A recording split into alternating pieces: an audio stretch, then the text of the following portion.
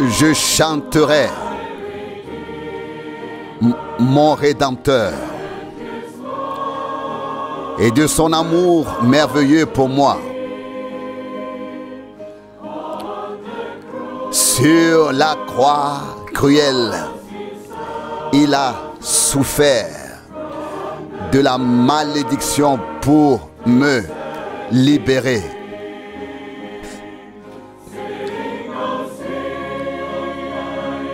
Chantez, chantez mon Rédempteur.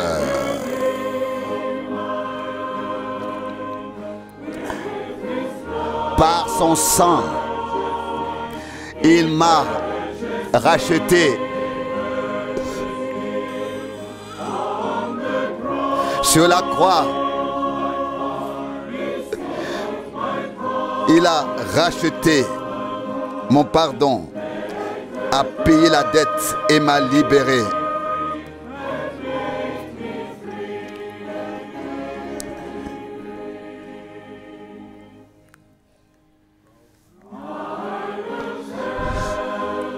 Je raconterai la merveilleuse histoire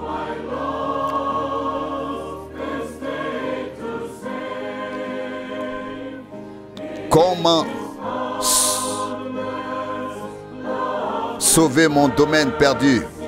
Dans son amour et sa miséricorde sans limite, il a librement accordé la rançon.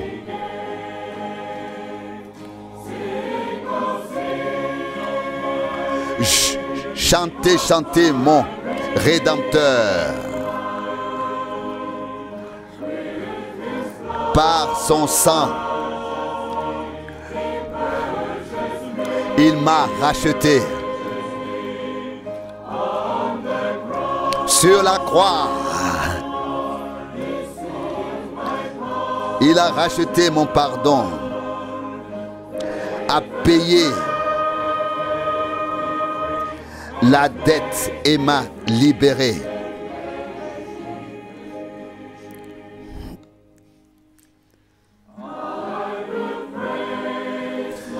Je louerai mon cher Rédempteur, sa puissance triomphante.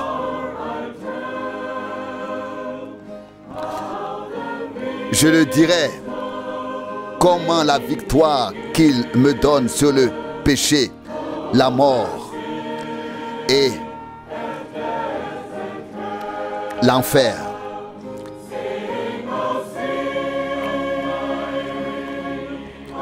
Chantez, chantez mon Rédempteur. Par son sang, il m'a racheté. Sur la croix, il a racheté mon pardon, a payé la dette et m'a libéré.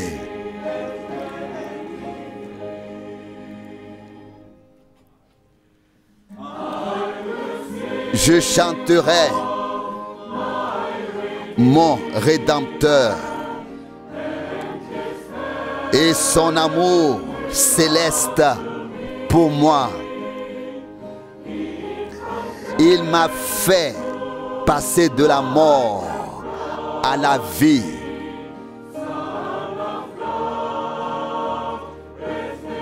Pour être avec lui, Fils de Dieu. Chantez, chantez mon Rédempteur. Par son sang, il m'a racheté. Sur la croix, il a racheté mon pardon,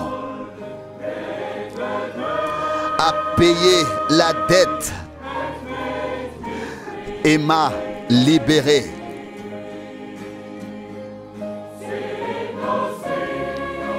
Chantez, chantez mon Rédempteur. Par son sang, Il m'a racheté sur la croix. Il a racheté mon pardon et payé la dette et m'a libéré.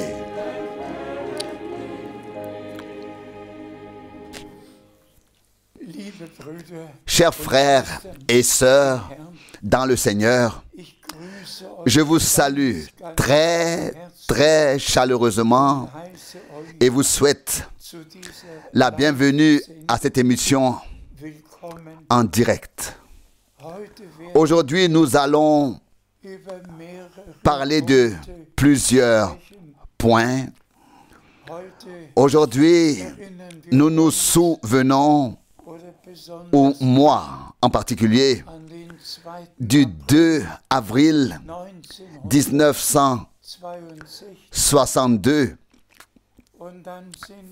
Et puis, 62 ans se sont écoulés depuis que le Seigneur m'a appelé d'une voix audible et m'a mandaté, chargé de proclamer sa parole. Donc, nous pensons aujourd'hui au 2 avril 1962 et nous jetons un regard reconnaissant sur les nombreuses années où le Seigneur a aidé, béni, donné des instructions et parlé toujours et toujours à nouveau. Ensuite, nous fêtons aujourd'hui un 50e anniversaire.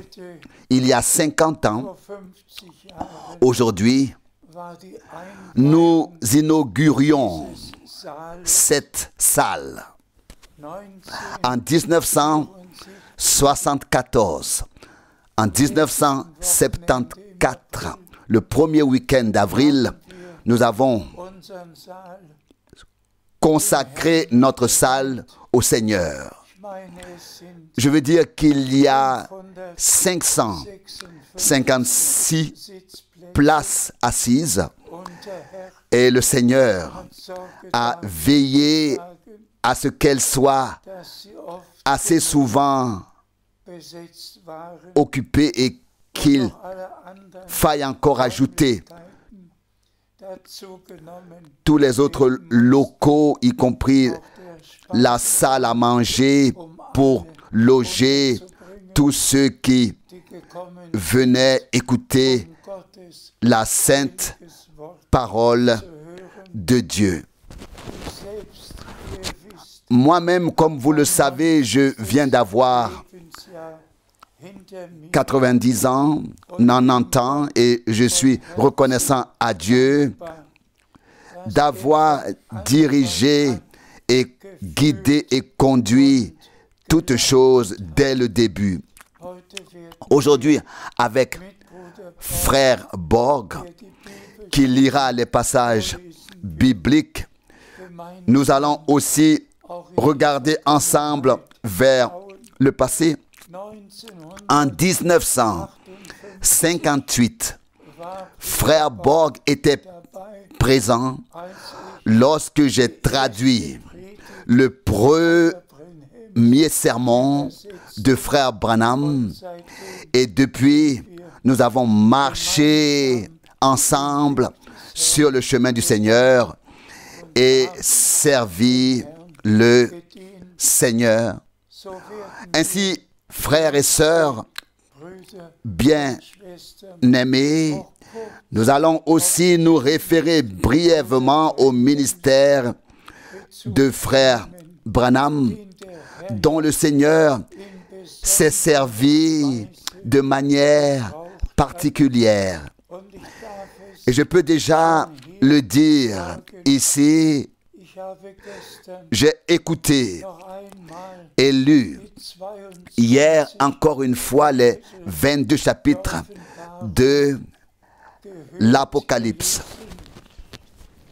Et je suis tout simplement subjugué par les nombreuses choses surnaturelles que Jean a vécues, vues et entendues sur l'île de Patmos et qu'il a pu mettre par écrit.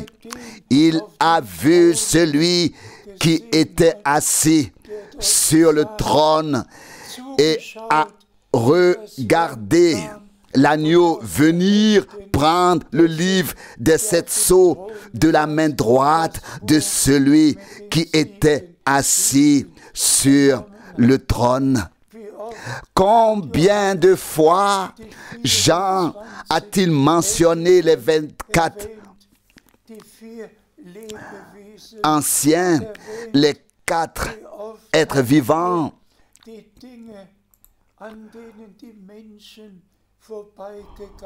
Combien de fois a-t-il mentionné les choses à côté desquelles les hommes sont passés sans y prêter attention? Puis aussi les 7 âges de l'Église et ensuite même les 7 sceaux. Nous ne voulons et ne pouvons pas nous y attarder aujourd'hui, mais c'est unique que Dieu ait utilisé frère Branham. Puis, quand le temps est venu, du 5 au 11 décembre 1960, pour parler des 7 écrits envoyés aux églises, pour parler de cela par révélation. Et puis est venu le temps du 17 au 24 mars 1963, où frère Branham a reçu l'instruction que les 7 sceaux seront ouverts. Et nous savons tous qu'il lui a été dit qu'il devait apporter le message qui précéderait la seconde venue de Christ. Frères et sœurs, nos frères au commencement, que ce soit Pierre, que ce soit Jean, que ce soit Jacques, ont vécu des choses surnaturelles avec notre Seigneur. Aussi, depuis le début de l'Église du Nouveau Testament, des événements surnaturels se sont également produits. Mais tout ce qui a été révélé sur l'île de Patmos, tout ce qui allait arriver jusqu'aux nouveaux cieux et à la nouvelle terre, et le fait qu'à notre époque, Dieu avait un prophète à qui il pouvait tout révéler. Oh, comme nous pouvons être reconnaissants, comme nous pouvons être reconnaissants. Maintenant, nous allons lire quelques passages de la Bible et toujours demander à Frère Borg de le faire, s'il te plaît. Nous lisons de Matthieu 24, verset 3. Matthieu 24, verset 3. Lorsqu'il se fut assis sur le mont des Oliviers, les disciples se trouvant seuls s'approchèrent de lui pour lui demander: dis-nous donc quand cela arrivera et quel est le signe de ton retour et de l'achèvement du temps du monde. Frères et sœurs, nous avons ici 3 questions et nous sommes vraiment reconnaissants à Dieu qu'elles aient reçu une réponse. La première promesse s'est en effet réalisée en 70 ou alors en 70 après Jésus-Christ, lorsque le temple a été détruit, car c'était la première question. Et la réponse était qu'il ne resterait pas pierre sur pierre.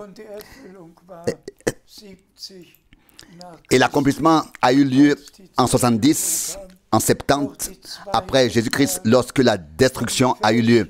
Mais la deuxième question est la suivante. Et quel est le signe de ton retour? Et puis nous arrivons à notre époque, à ce moment-là, pour laquelle tout a été prédit, ce qui arriverait avant le retour de Jésus-Christ.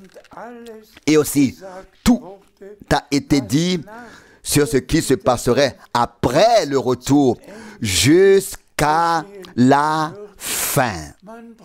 Il suffit de lire Matthieu 24 où beaucoup de choses sont écrites, ou Luc 21 et les différents passages bibliques sur ce qui se passerait avant le retour de Jésus-Christ. Frères et sœurs, nous ne nous sommes pas assis au pied de Gamaliel ou d'un scribe, mais au pied de Jésus-Christ, notre Seigneur, qui nous parle par sa sainte parole et nous éclaire sur toutes choses. Seule sa parole est valable. Nous voulons seulement entendre ce qu'il a à dire aux églises, et en particulier à nous en ce temps, en ce moment. Continuons donc à lire, s'il te plaît.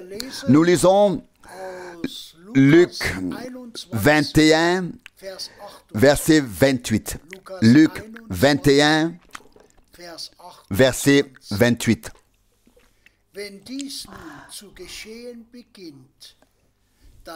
Quand donc ces choses commenceront à arriver, redressez-vous et levez vos têtes, car votre délivrance approche. Rendons grâce au Seigneur. Nous devrions être attentifs aux signes des temps, aux signes de la fin des temps. Et lorsque tout cela se produit, nous devrions lever la tête, car nous savons que notre rédemption est proche. Nous sommes en effet très, très proches du retour de Jésus-Christ, notre Seigneur. Mais restons sobres de toutes les manières possibles et faisons l'expérience de notre préparation intérieure afin d'être prêts lorsque le Seigneur viendra et que ainsi pourra s'accomplir en chacun de nous que nous faisons partie de l'Église épouse et que nous sommes prêts lorsque le Seigneur reviendra pour entrer avec lui dans la gloire. Et je crois que cela se produira sous peu.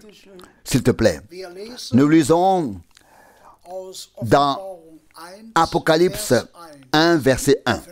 Apocalypse 1, verset 1. Révélation de Jésus-Christ que Dieu lui a donné pour faire connaître à ses serviteurs les choses qui doivent arriver bientôt. Et qu'il a fait connaître par des signes à son serviteur Jean par l'envoi de son ange. Rendons grâce au Seigneur. Il a envoyé son ange pour révéler à son serviteur Jean tout ce qui allait arriver. Et c'est là que nous trouvons la parole pour dire à ses serviteurs, donc aux véritables serviteurs de Dieu, à ceux que le Seigneur a réellement appelés et que le Seigneur a réellement établis, pour qu'ils disent au peuple de Dieu ce que l'Esprit a réellement à dire aux églises en ce temps. Et le Seigneur s'est aussi adressé à moi en tant que son serviteur.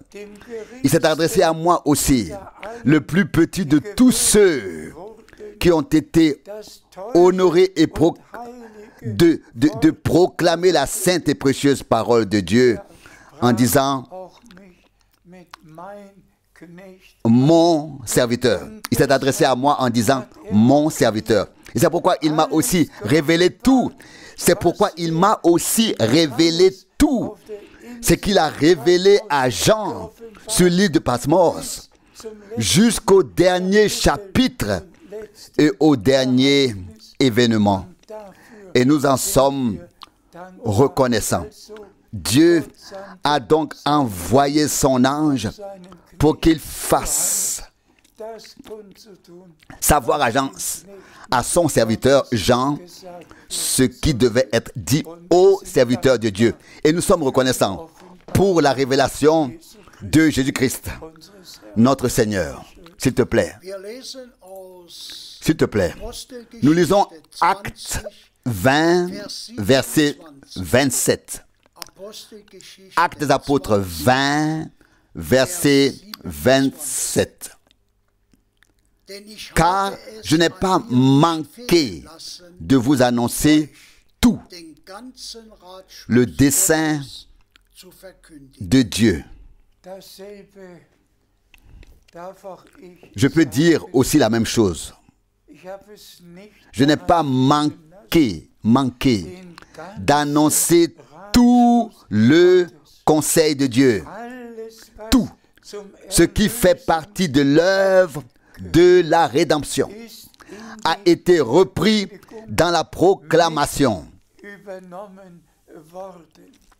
Tout ce qui s'est passé pour nous sur la croix à Golgotha, le pardon total, la rédemption totale, la vie éternelle, tout ce qui nous a été donné par Dieu en Christ, nous l'avons accepté, nous l'avons vécu, expérimenté personnellement par grâce.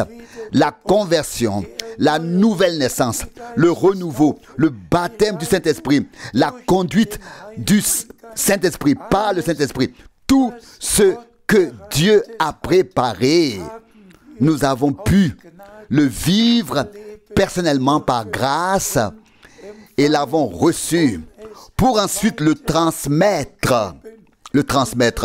Et donc, moi aussi, je peux dire que j'ai annoncé tout le conseil de Dieu. Et tous ceux qui sont de Dieu écoutent, entendent la sainte parole révélée en ce moment dans tous les peuples, toutes les langues et toutes les nations. Que le Seigneur en soit remercié. S'il te plaît. Nous lisons 2 Corinthiens 6, versets 17 et 18. 2 Corinthiens 6, versets 17 et 18. Je lis le verset 17. C'est pourquoi, sortez du milieu d'eux et séparez-vous, ordonne le Seigneur, et ne touchez à rien d'impur, et je vous recevrai. Que le Seigneur soit remercié. l'appel à sortir. Séparez-vous, ne touchez à rien d'impur. C'est le dernier appel avant le retour de Jésus-Christ, notre Seigneur, à sortir de toutes les doctrines, de toutes les traditions et coutumes, de toutes les interprétations, de toutes les dénominations,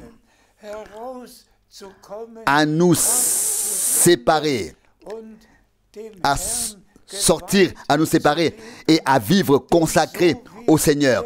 Car de même que l'époux était la parole pure qui s'est faite chair, de même l'épouse doit être trouvée dans la parole de Dieu. Non pas une interprétation, mais la parole pure et sainte et un sang pur et saint qui a coulé pour nous.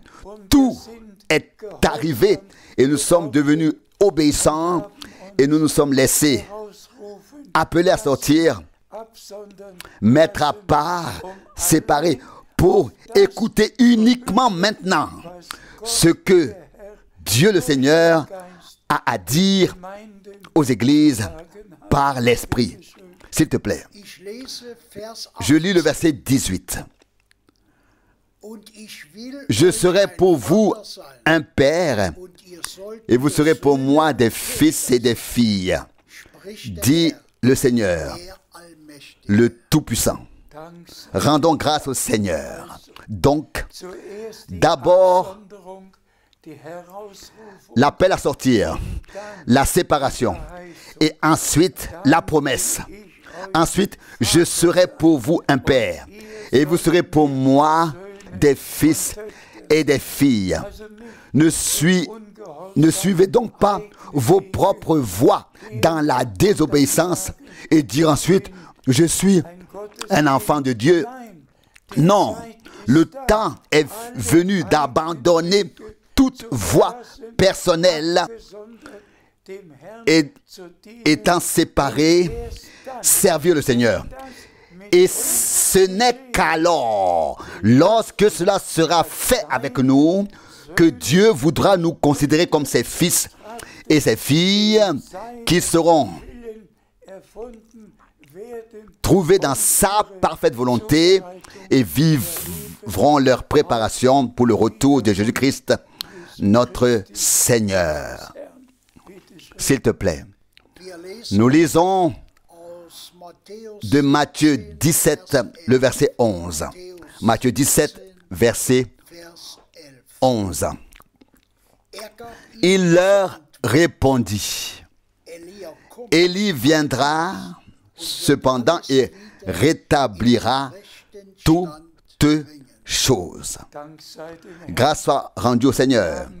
Nous avons déjà lu et répété et relu ce passage biblique à de nombreuses reprises. Tout comme Élie a été envoyé pour convoquer le peuple de Dieu sur le mont Carmel, afin qu'il prenne sa décision et qu'il n'aille plus dans telle ou telle direction, mais qu'il soit ramené à Dieu. Il en a été de même à notre époque. Et Dieu a pu utiliser frère Branham pour ramener le peuple de Dieu à Dieu. Loué soit le nom du Seigneur. S'il te plaît. Nous lisons dans Actes des Apôtres, chapitre 3, verset 21. Actes des Apôtres, chapitre 3, verset 21. Il faut cependant que le ciel le reçoive jusqu'au temps du rétablissement de tout ce que Dieu a annoncé dès les temps anciens par la bouche de ses saints prophètes. Chers frères et sœurs, réfléchissez dans le deuxième sermon. Il y a 2000 ans, Pierre a été conduit à écrire. Lui, notre Seigneur et Rédempteur, doit demeurer dans les cieux jusqu'au temps du rétablissement de tout ce que Dieu a annoncé par la bouche de ses saints prophètes depuis les temps anciens. Tout doit être remis en place, restauré, rétabli, et cela se passe maintenant dans le monde entier. Tous les vrais enfants de Dieu ont abandonné réellement leurs propres pensées, leurs propres voix, leurs propres interprétations et croient maintenant uniquement ce que Dieu a écrit dans sa parole. Le ciel doit l'accueillir, lui, notre Seigneur, jusqu'à notre époque où tout sera rétabli et nous pouvons en faire l'expérience. Loué soit notre Seigneur pour cela. S'il te plaît, nous lisons de Jean 14, versets 2 et 3. Jean 14, versets 2 et 3. Je lis le verset 2. Il y a plusieurs demeures dans la maison de mon Père. S'il n'en était pas ainsi, je vous l'aurais dit. Car je m'en vais vous préparer une place. Loué et exalté soit notre Seigneur. Après avoir accompli la rédemption, il est monté nous préparer une place. Et nous lirons maintenant dans le verset suivant qu'il reviendra. C'est ce qu'il a promis pour nous prendre avec lui. Oh frères et sœurs, le temps est là et nous sommes reconnaissants à Dieu du fond du cœur que tous ces passages bibliques nous parlent directement. S'il te plaît, lis le verset suivant. Nous lisons le 3e verset. Et quand je serai allé et que je vous aurai préparé une place, je reviendrai et je vous prendrai avec moi afin que là où je suis, vous y soyez aussi. Loué et exalté soit notre Seigneur. La deuxième question était la suivante. Et quel est le signe de ton retour? Nous avons déjà lu les passages bibliques. Il reste au ciel jusqu'au moment où tout sera rétabli.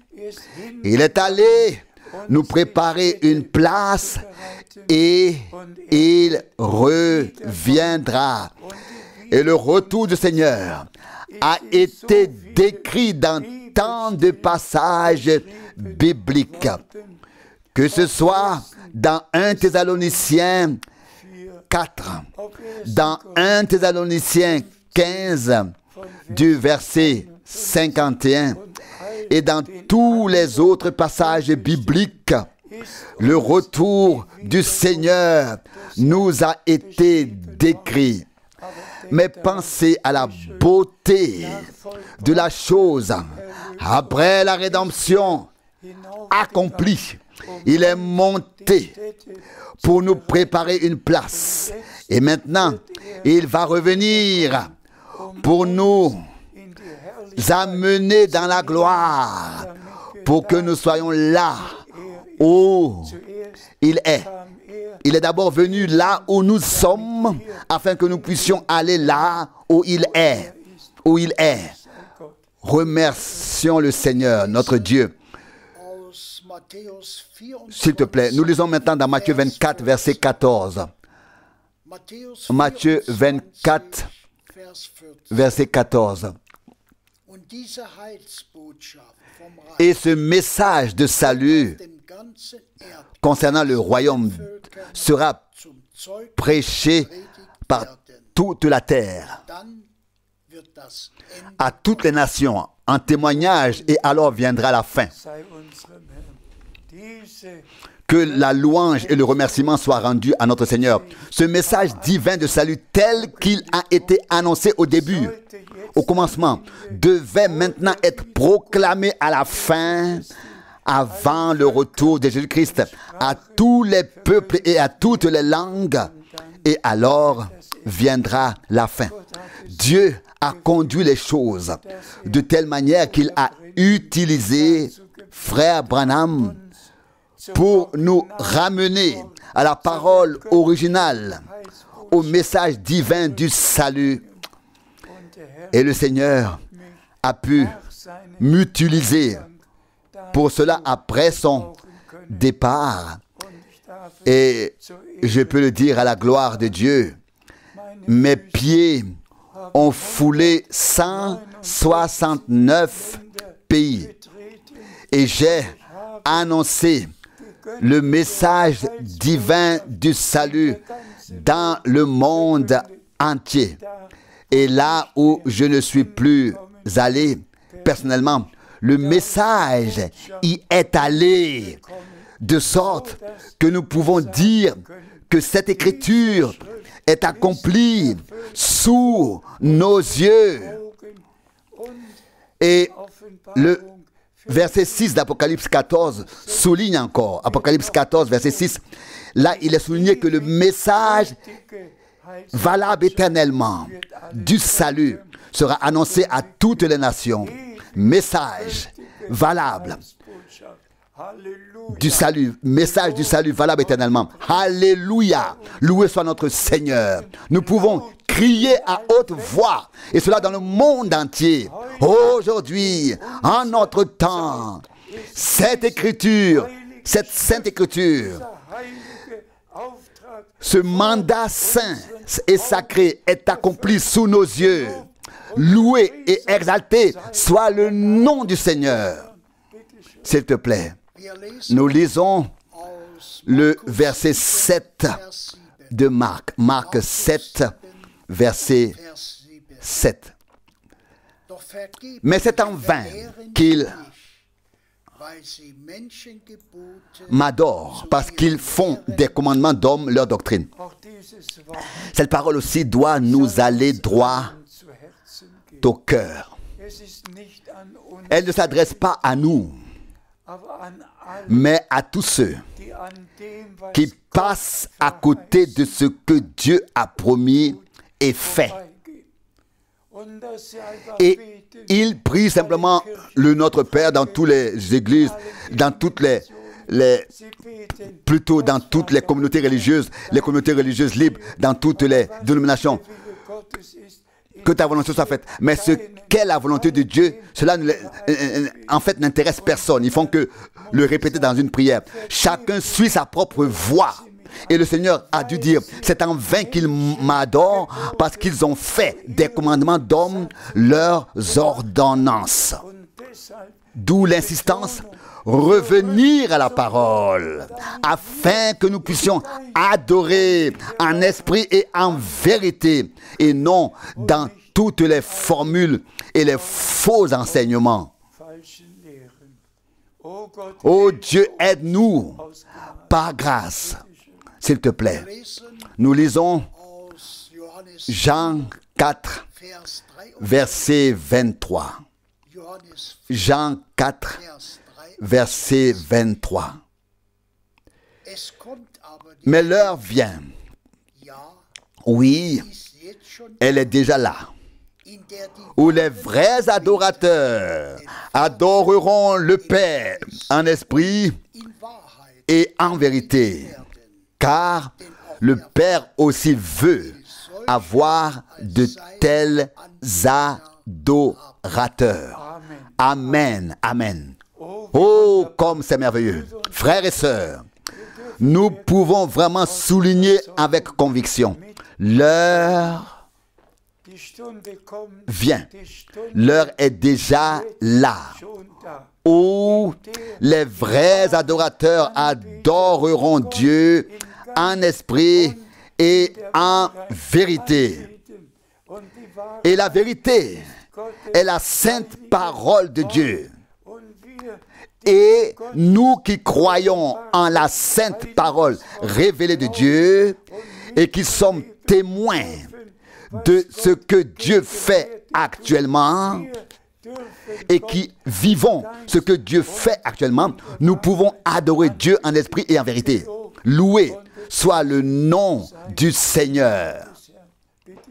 S'il te plaît. Nous lisons de Matthieu 4, le verset 4. Matthieu 4, verset 4.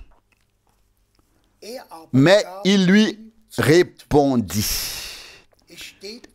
Il est écrit, ce n'est pas de pain seulement que l'homme vivra, mais de toute parole qui sort de la bouche de Dieu.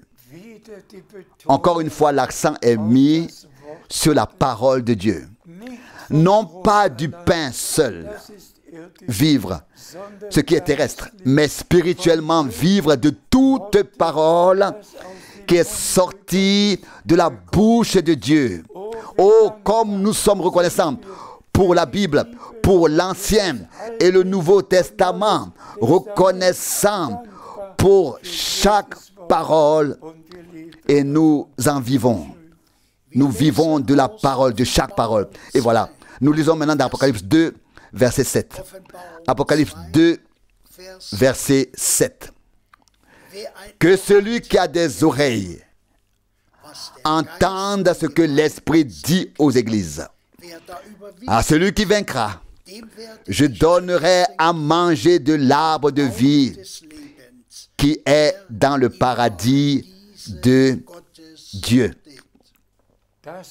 Cela fait tout simplement partie du fait que Dieu ouvre notre oreille pour que nous n'entendions maintenant que ce que l'Esprit a à dire aux églises, afin de faire partie du troupeau des vainqueurs, de la troupe de la victoire, qui sera prêt lors du retour de Jésus-Christ. Oh, comme nous pouvons être reconnaissants pour chaque parole. S'il te plaît, nous lisons le dernier passage biblique d'Apocalypse 3, verset 21. Apocalypse 3, verset 21. À celui qui vaincra, je donnerai d'être assis avec moi sur mon trône. Comme moi aussi, j'ai vaincu et me suis assis avec mon Père sur son trône. Chers frères et sœurs, je vous en prie, veillez lire, relire tous les passages bibliques qui nous parleront aujourd'hui et à l'avenir et qui deviendront une réalité dans notre vie spirituelle.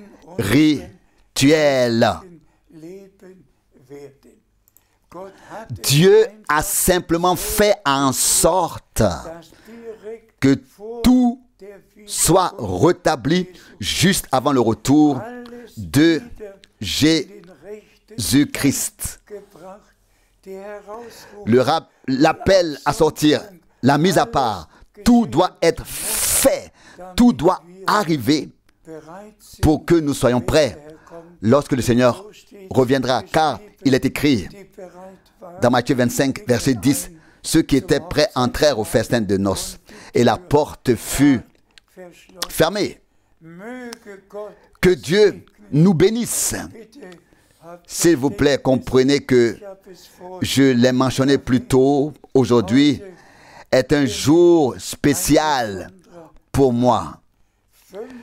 Le 50e anniversaire de l'inauguration de la maison de Dieu, au cours de dans laquelle des milliers de prédications ont été prononcées, qui sont maintenant écoutées par les gens de tous les peuples et de toutes les langues pendant les retransmissions hebdomadaires.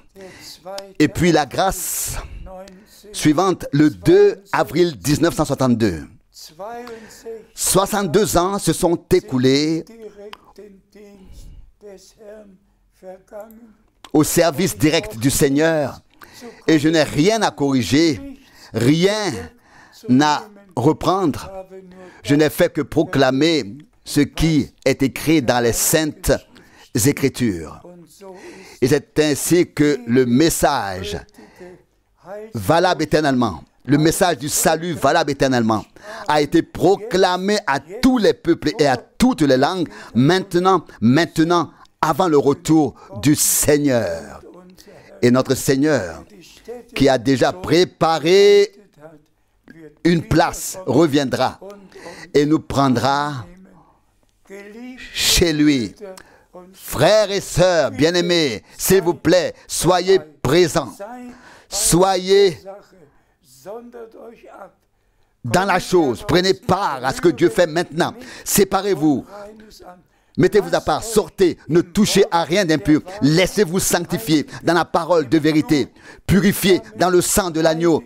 Et vivez ainsi votre préparation. Car notre Seigneur vient.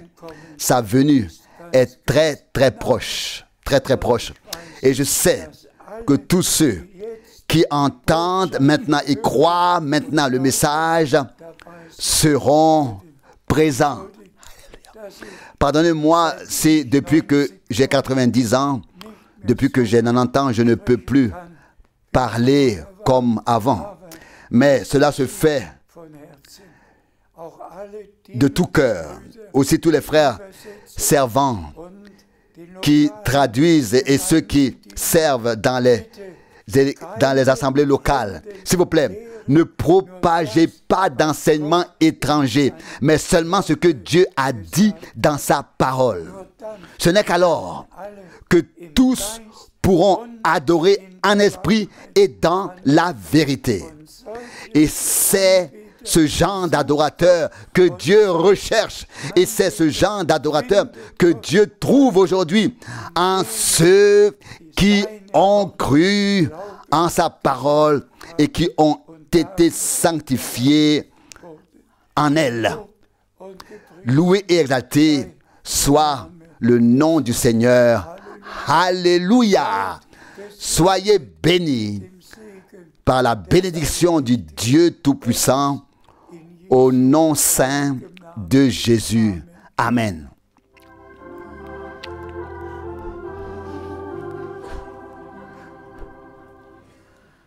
Magnifique message d'amour. Dis-le-moi encore une fois. Magnifique message d'amour pour un monde rempli de tourments. Les anges l'annoncent avec ravissement. Les bergers l'écoutent avec étonnement. Et toi, qui es lié par le péché, écoute ce message, t'es destiné. Merveilleux, merveilleux, merveilleux. Message d'amour, message pour toi et pour moi. Magnifique message d'amour. Dieu a envoyé le Fils. Dieu a envoyé le Fils. Magnifique message d'amour. L'enfer et la mort sont bannis en mourant sur les hauteurs du Golgotha, en s'offrant lui-même pour nous. Il a fait naître en nous la grâce.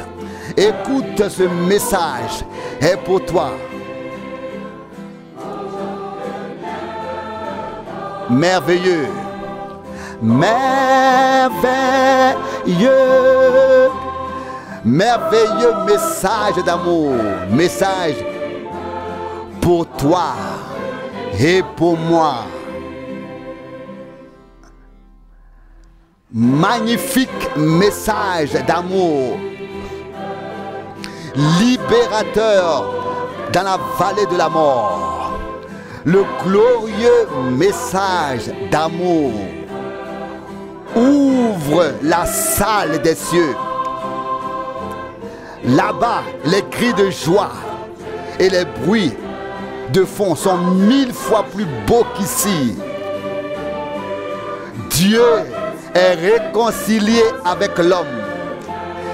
Écoute, ce message est pour toi. Merveilleux, merveilleux, merveilleux message d'amour, message pour toi et pour moi. Merveilleux, merveilleux, merveilleux message d'amour, message pour toi et pour moi.